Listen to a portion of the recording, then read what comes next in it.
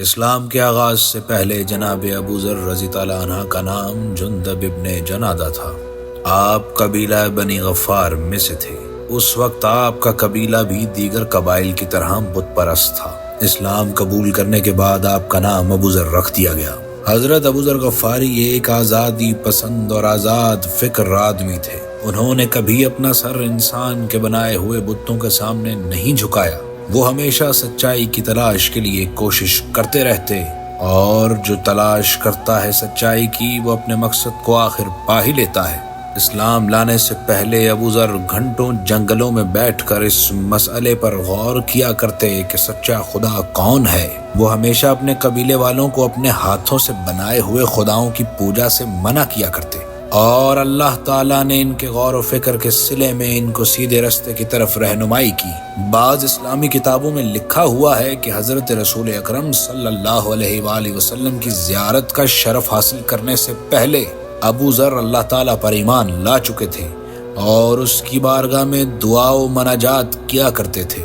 جب ابو ذر رضی اللہ عنہ کو پتہ چلا کہ مکہ میں ایک رسول ایک خدا کی عبادت کی طرف لوگوں کو بلا رہے ہیں اور لوگوں کو بت پرستی سے منع فرماتے ہیں، تو ابو ذر نے اپنے بھائی کو مکہ بھیجا تاکہ صحیح خبر لائے۔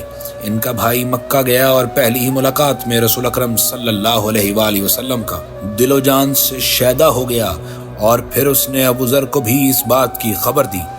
ابو ذر خود مکے آئے تاکہ پیغمبر اکرم صلی اللہ علیہ وآلہ وسلم کی زیارت کا شرف حاصل کریں اور ان کی حکمت والی گفتگو کو اپنے کانوں سے سنیں۔ ابو ذر رضی اللہ عنہ جب مکے پہنچے تو بالکل ایک اجنبی تھے۔ مکہ میں کوئی بھی نہ تھا جو ان کا جاننے والا ہو، اور یہ رسول اکرم صلی اللہ علیہ وآلہ وسلم کی تبلیغ کے آغاز کے دن تھے۔ ایک خوبصورت اتفاق ہوا کہ ابو ذر کی ملاقات مسجد الحرام میں امیر المومنین حضرت علی علیہ السلام سے ہو گئی۔ آپ نے ابو ذر سے مکہ آنے کا مقصد دریافت فرمایا۔ گفتگو میں پتہ چلا کہ ابو ذر مسافر ہیں اور مکہ ان کا کوئی عزیز یا رشتہ دار نہیں رہتا، اور تلاش حق میں مکہ پہنچے ہیں، تو آپ نے ابو ذر کو ایک گھر میں بھیج دیا جہاں 3 دن تک آپ مہمان رہے۔ اس کے بعد پیغمبر اکرم کی بارگاہ میں پہنچا دیا تو رسول اکرم صلی اللہ علیہ وآلہ وسلم نے قرآن مجید کی چند آیات پڑھ کر ابو ذر کو سنائی۔ بس ابو ذر کے دل میں چھپی ہوئی ایمان کی شمع روشن ہو گئی اور وہ بلند آواز میں پکار اٹھے، اشہد ان لا الہ الا اللہ وحدہ لا شریک لہ واشہد ان محمدا عبدہ ورسولہ، یعنی اللہ تعالیٰ کے علاوہ کوئی عبادت کے لائق نہیں اور آپ اس کے رسول ہیں۔ تو حضرت ابو ذر غفاری ان گنتی کے چند لوگوں میں سے ہیں جو اسلام کے شروع ہی کے وقت سے رسول اکرم صلی اللہ علیہ وآلہ وسلم کے ساتھ ہو لیے۔ آپ کی زبان ہمیشہ اسلام کی حمایت میں کھلتی اور آپ کی تمام قوتیں مظلوم اور بے نوا لوگوں کے لیے وقف تھی، یہاں تک کہ حضرت ابو ذر غفاری اسلام لانے والے پہلے 4 یا 5 افراد میں سے ہیں۔ انہوں نے قسم کھائی کہ اسلام کو لوگوں کے سامنے پیش کر کے رہیں گے۔ چنانچہ انہوں نے کافروں کے سامنے جا کر بآواز بلند اللہ تعالیٰ کی توحید اور رسول اکرم صلی اللہ علیہ وآلہ وسلم کی نبوت اور رسالت کا اعلان کرنا شروع کر دیا، مگر ظالم کافروں نے ان پر ظلم و ستم کی حد کر دی، یہاں تک کہ آپ بے ہوش ہو گئے۔ پیغمبر اکرم کے چچا حضرت عباس نے کافروں سے ان کو چھڑایا، مگر ابو ذر خاموش کہاں بیٹھنے والے تھے۔ اگلے ہی دن انہوں نے پھر سب کے سامنے حق کا نعرہ لگا دیا۔ آپ پر پھر ظلم و ستم کیا گیا، آپ کو اتنا مارا گیا کہ آپ موت کے قریب ہو گئے، لیکن ایک حقیقت ہے کہ ابو ذر جیسے لوگ اپنی بلند آواز سے خدا کا پیغام نہ پہنچاتے تو ہم ابھی تک جہالت اور ظلم و ستم کی زنجیروں میں جکڑے ہوئے ہوتے۔ الغرض مکہ میں کئی مرتبہ ابو ذر نے کھلم کھلا اسلام کا اظہار کیا اور کفار کے ظلم کا نشانہ بنے۔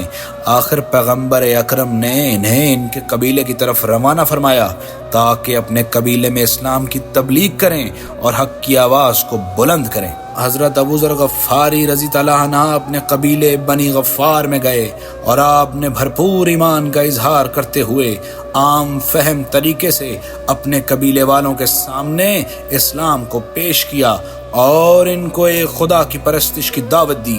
آپ کی اچھی خاصی پذیرائی ہوئی، حتیٰ کہ آپ کا سارا قبیلہ مسلم ہو گیا، اور اس کے بعد آپ بنی اسلم کی طرف متوجہ ہوئے تاکہ حق کی آواز ان کے کانوں تک بھی پہنچا دیں۔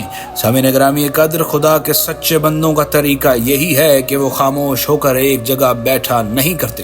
رسول اکرم صلی اللہ علیہ وآلہ وسلم کی 13 سالہ مکی زندگی میں ابو ذر کبھی تو اپنے قبیلے میں اسلام کی تبلیغ میں مصروف رہتے اور کبھی حضور اکرم صلی اللہ علیہ وآلہ وسلم کی خدمت میں مکہ آ جاتے اور آپ کی صحبت میں رہنمائی حاصل کرتے۔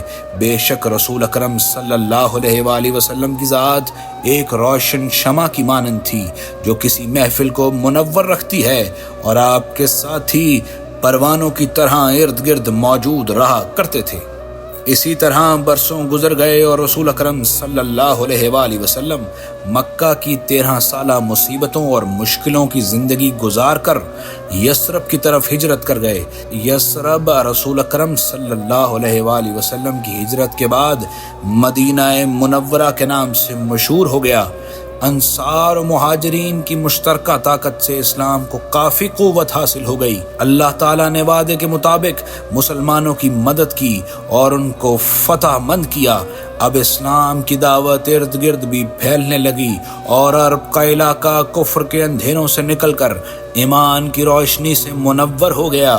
ہجرت کے بعد حضرت ابو ذر غفاری اصحاب صفا میں شمار ہوئے۔ یہ وہ بلند مرتبہ اور مجاہد صحابہ کرام کا گروہ ہے جو پیغمبر اکرم صلی اللہ علیہ وآلہ وسلم کی اعلیٰ تربیت کی وجہ سے ایمان اور عبادت کے ایسے اونچے درجے پر پہنچ گیا کہ عام لوگوں کے لیے ایک مثال بن گیا۔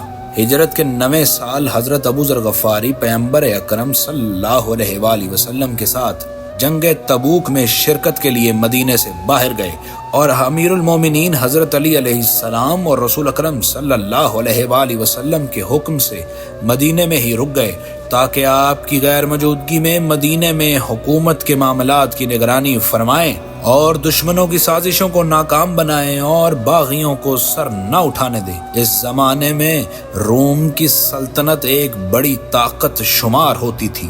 رسول اکرم صلی اللہ علیہ وآلہ وسلم کے زبردست اسلامی انقلاب اور مسلمانوں کی مسلسل شاندار فتوحات نے روم کے بادشاہ، جس کو قیصر روم کہتے ہیں، کو خوف اور حیرت میں ڈال دیا تھا۔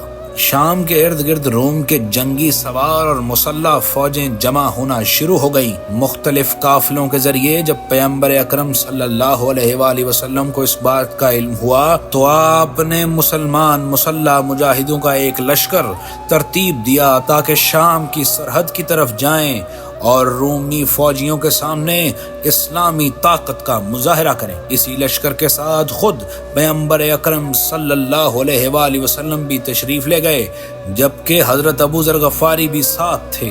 راستے میں ابو ذر کا کمزور اونٹ قافلے کے دیگر اونٹوں کی رفتار کا ساتھ نہ دے سکا، چنانچہ ابو ذر اسلامی لشکر سے کافی پیچھے رہ گئے۔ ابو ذر نے بڑی کوشش کی کہ کسی طرح اونٹ اپنی رفتار کو بڑھائے، مگر افسوس ایسا نہ ہو سکا۔ آخر کار حضرت ابو ذر نے اونٹ کو صحرا میں چھوڑنے اور سامان کو خود اٹھا کر پیدل روانہ ہونے کا فیصلہ کیا۔ ابو ذر پیدل ہی قافلے کے راستے پر چل پڑے۔ لشکروں نے دور افق پر ایک سیاہ نقطہ ابھرتا ہوا دیکھا تو انہوں نے فوراً رسول اکرم صلی اللہ علیہ وآلہ وسلم کو اس امر کی اطلاع دی۔ حضور اکرم صلی اللہ علیہ وآلہ وسلم نے فرمایا، اللہ تعالیٰ ابو ذر پر رحم کرے، وہ تنہا ہی چلے آ رہے ہیں، تنہا ہی فوت ہوں گے اور تنہا ہی دوبارہ زندہ کیے جائیں گے۔ رسول اکرم صلی اللہ علیہ وآلہ وسلم کی رحلت کے بعد اس بلند پایا صحابی اور مجاہد کو بڑے تلخ حالات کا سامنا کرنا پڑا۔ انہوں نے دیکھا کہ پیغمبر اکرم کے بعد ان کی وصیتوں کے مطابق عمل نہیں کیا جا رہا اور حقداروں کے حقوق ضائع ہو رہے ہیں، اسلام کے آئین کی کھلم کھلا خلاف ورزی ہو رہی ہے اور کام جناب پیغمبر کے ارشادات کے مطابق انجام نہیں پا رہے۔ اس سے حضرت ابو ذر بہت پریشان اور رنجیدہ خاطر ہوئے اور غضب آپ کے چہرے سے عیاں ہونے لگا، مگر امیر المومنین حضرت علی علیہ السلام نے اسلام کے وسیع در مفادات کی خاطر انہیں صبر و تحمل کی تلقین فرمائی۔ جب حضرت عثمان خلیفہ بنے تو ان کے زمانے میں حکومت کے مختلف عہدوں پر بنی امیہ کے افراد فائز ہوئے۔ مسلمانوں کا مال و دولت بنی امیہ کے پاس اکٹھا ہونے لگا اور وہ خاصے سرمایہ دار اور دولت مند ہو گئے۔ شام میں قصر روم کی طرح معاویہ نے قصر خزرہ تعمیر کرایا اور اسلامی سربراہ کی سادہ تر زندگی کے بجائے درباروں کسی ٹھاٹ باٹ والی زندگی میں قدم رکھ دیا۔ اب ابو ذر کے لیے تاریخی ذمہ داری ادا کرنے کا وقت آ چکا تھا۔ وہ شہر کے غریبوں، مسکینوں اور فقیروں کو اکٹھا کر لیتے اور بآواز بلند سورہ توبہ کی آیت نمبر 34 تلاوت فرماتے، جس میں ارشاد ہوتا ہے: لوگ سونے چاندی کی ذخیرہ اندوزی کرتے ہیں اور اس کو راہ خدا پر خرچ نہیں کرتے، ان کو سخت عذاب کی خبر سنا دو، اس دن کے عذاب کی خبر جب یہی سکے دوزخ کی آگ میں داغنے کے بعد ان کے جسموں پر لگائے جائیں گے اور یوں ان کے چہرے جلائے جائیں گے۔ حضرت ابو ذر کے اس آواز کو بلند کرنے کا نتیجہ یہ نکلا کہ قصر خزرہ میں لرزہ پیدا ہو گیا۔ ابو ذر معاشرے کے تمام مظلوم عوام کے پشت پناہ تھے۔ معاویہ نے لاکھ جتن کیے مگر وہ اس بلند پایا مرتبہ صحابی کو اپنے ساتھ ملانے میں ناکام رہا۔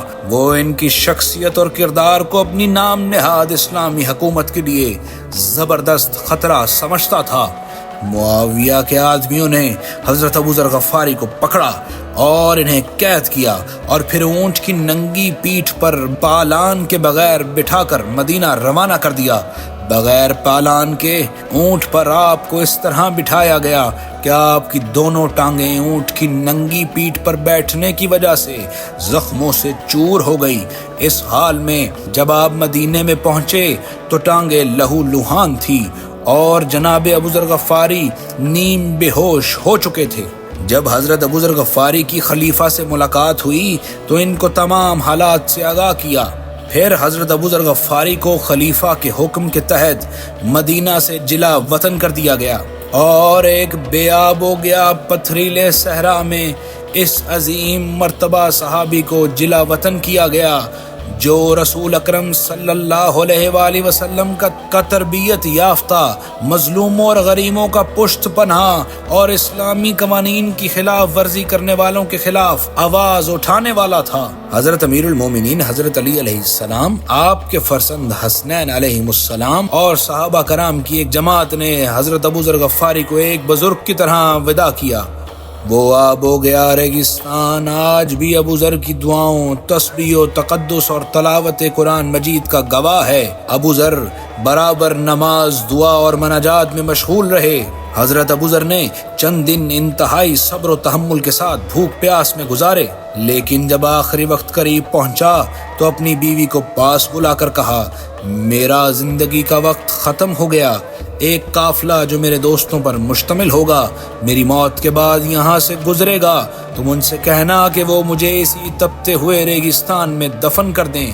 اس صحرا سے جب ایک دن جناب مالک اشتر کا گزر ہوا، جب انہیں صحابی رسول حضرت ابو ذر غفاری رضی اللہ عنہ کی میت کی اطلاع ملی، اس ریگستان میں اللہ اکبر کی آواز بلند ہوئی اور اس بزرگ صحابی کی نماز جنازہ پڑھی گئی اور انہیں اسی ریگستان میں دفن کر دیا گیا۔ احترام کے لائق ہیں ہمیں ابو ذر غفاری اور پیروی کے قابل ہے ان کی زندگی کا مقصد۔ سامعین گرامی، قدر میری دعا ہے کہ اللہ ہمیں حضرت ابو ذر غفاری رضی اللہ عنہ کی طرح حق گوئی کی توفیق عطا فرمائے۔ الہی آمین۔